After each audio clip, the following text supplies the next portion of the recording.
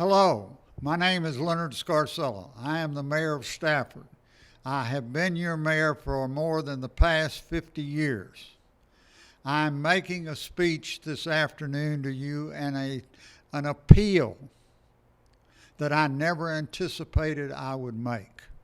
I have lived in Stafford all my life. I was watching television yesterday when Queen Elizabeth, who gave an address in 1940 on the events surrounding the escalation of World War II and how she and her sister had to address the young people of Great Britain and the world on the imminent dangers that were befalling them and that they would have to confront with the most unified and unrelenting commitment to overcome the Axis and others that were out to destroy democracy throughout the world. I was just a little baby when that was done. It wasn't long after that Pearl Harbor was bombed. And then the United States was officially in World War II. Today, what we have is something resembling that. Obviously, a long way away because it does not carry necessarily bombs or any type of hand-to-hand combat. But what it does require us to do is to unify worldwide in an action against this most devastating disease that only 2 months ago no one anticipated. But what we have now is something the people of Stafford need to recognize as irrefutable. Stafford, nor most of the world, will ever be the same again. Whether that seems too profound or not, I don't know. But it is simply a fact that we have to face that with the little city that grew up, and we had many that were in World War II and fought through that. All of the people that have come through Stafford for literally the some 80 years or so after that and the 56 years of our history now realize that we have something that we cannot ignore, something that will change how we live.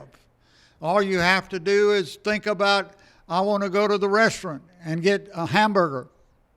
You cannot go to the restaurant anymore and get a hamburger. You may ask for them to give you a hamburger to take home, but you cannot go there and sit in their establishment. This will have a most devastating effect on Stafford. No situation in this city has ever put us in the position where our businesses are shut down, where we cannot go and buy things that we need at the grocery store, whatever we may need to do. In today's world, it has changed dramatically. It has been turned on its head. We have heard the president. We have heard the governor. We've heard some of the most distinguished medical people in the world. And one thing is inconclusive. When will this all end?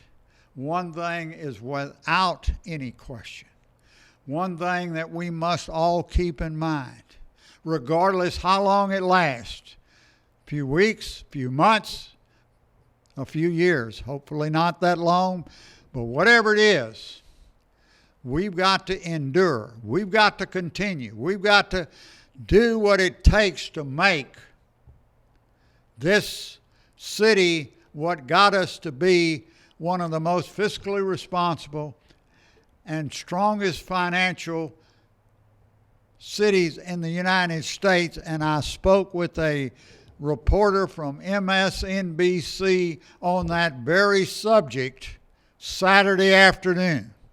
And they are considering doing a story on us. How we've gone from one of the strongest financial entities, small though we may be, to one where we no longer are able to provide the resources we need to provide to hire and pay our employees, to provide the services to our citizens, to do the things that we have done from the day this city was formed, and actually long before. What we have the challenge of doing is to listen to such simple dictates as stay in your house, wash your hands, don't touch your face, to a recognition that this city, in order to regain its footing, in order to get the financial traction that it is necessary to continue once this hideous and totally unexpected disease is overcome, and we all pray for that. Once that occurs, then we can move forward with making Stafford great and doing the things that we could do. I think it's very significant, and I've reflected on this quite a bit before I decided to come here today. And that is on January 29th. And you can get one or you can read it on the website. January 29th of this year, I gave the state of the city.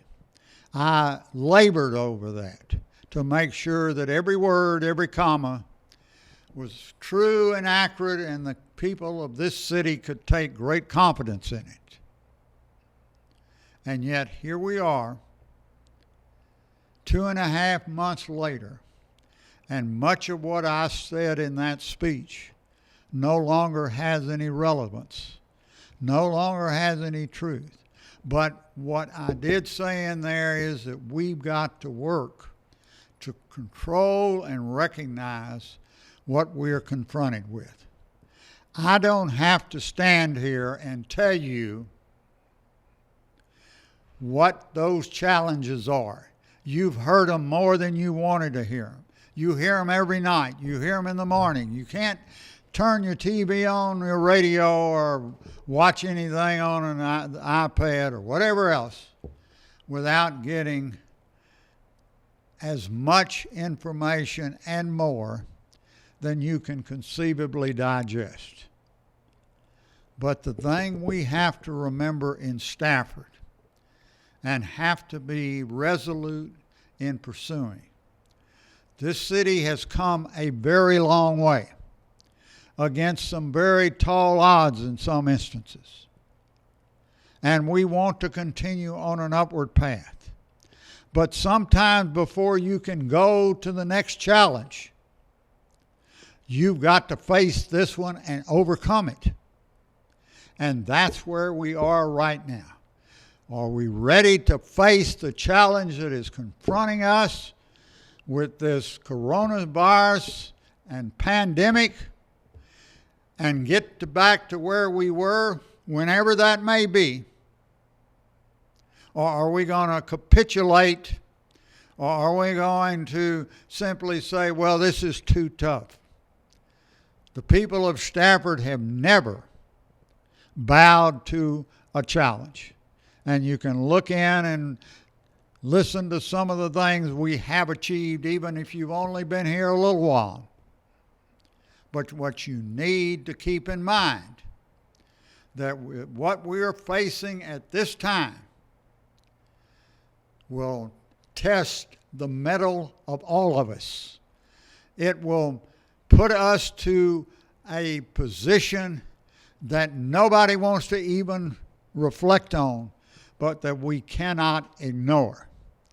So I ask all of you, as your mayor, and as somebody that has tremendous pride in being your mayor, representing you, and having represented you for all these years, and having achieved an incredibly sterling record, we now have to deal with something that none of us has indicated. Less than 90 days ago, even had thought about, even had heard about, even had in any way conceivably envisioned. Now we hear maybe in China they had, but we just sure didn't know about it. But we've got to do this, and we've got to do it together. One great thing about Stafford that you can never forget, and should never forget, and if you do, you shouldn't be here. The people of Stafford have always stood together. Yes, we've disagreed. Yes, we've fussed. Yes, we've argued. But we've always stuck together. And when the smoke cleared, as they say, we've always been there, stood tall, been proud, and said, Stafford is a very, very special place and one that deserves tremendous credit. But before we even think along those lines, we must recognize how grave this challenge is, how much it is going to test us, how much we are going to have to stay committed to the cause, all of us. Once we do that, and once everything is overcome, then Stafford will again be as proud as it can be. But that doesn't mean while we're going through this, we shirk from it, nor should we not be proud. We have every right to be proud, but we have every obligation to stand firm in view of these unprecedented, unique, totally unexpected consequences that have occurred within the last few days. We will be making additional statements to you on a periodic basis as it is warranted and it is beneficial. You're very, very fortunate, and I cannot emphasize this enough. You're very fortunate to have some wonderful employees in this city. You're very fortunate that those first responders and others who are looking after you have your best interest at heart and are willing to put their own safety on the line to ensure yours and to assure that we get through this crisis. So be thankful for them. And just because they don't work in the police or the fire department doesn't mean that there aren't many other employees in this city that are working diligently every day, every hour, to make sure that you are taken care of in the most responsible way that we can do it. Thus far, we've been good. We had, I think it's worthy of note, before I sign off, I think it's worthy of note that Stafford had the first coronavirus case in Texas. When you used to look at the map they put on the screen, what you would see would be a picture of the states that had coronavirus. Texas wasn't on that. The map was there, but there was nobody on that, or it wasn't in blue, or whatever other color they put. Well, We have had a case in Stafford, the first one in the state. We have done what we've needed to do. Our first responders and all the responsible people have acted in a most proper way.